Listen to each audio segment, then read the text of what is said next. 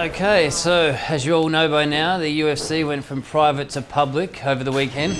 As new UFC president, I'd like to introduce you all to one of our top tier shareholders and now new co-president, Jezza Patterson.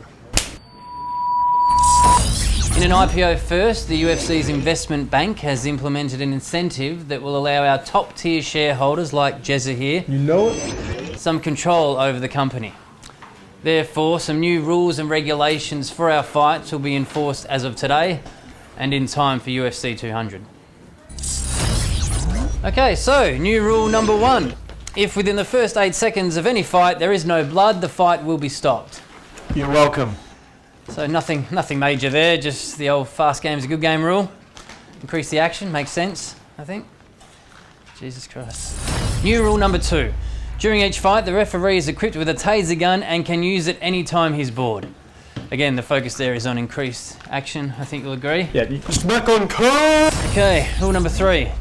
The night before every fight, each fighter must spend the night with the opponent's wife, and then at the beginning of the fight, they sniff each other's fingers. I mean, just the organisation of that alone is... When any fight goes to the ground, an anaconda is thrown into the octagon. Jesus Christ. Don't let it go to ground. Simple stuff. Not that simple, actually. All female fighters must wear a top. Of course. No, keep reading. Except for Misha Tate, who is never allowed to wear anything. That is so sexist, and we will not be implementing that. Not a whole life, you idiot. Just for fights, weigh-ins and interviews. No, we will be reviewing that. Fucking oath it will be. Not what I meant. Anytime a fighter taps out, a tattooist enters the octagon and tattoos the word pussy on their forehead.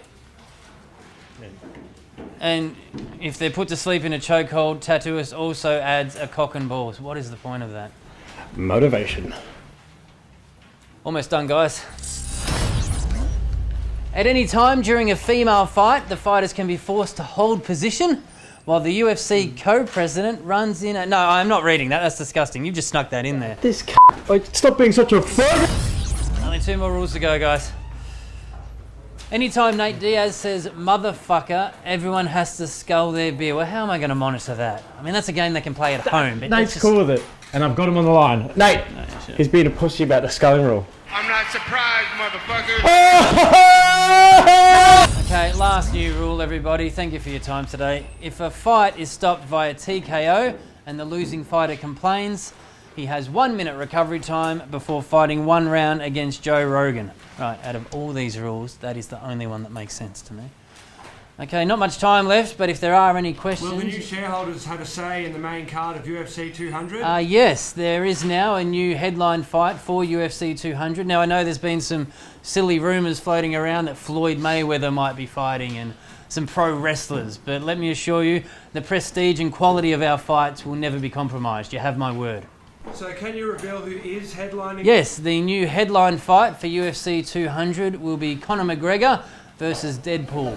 Boom.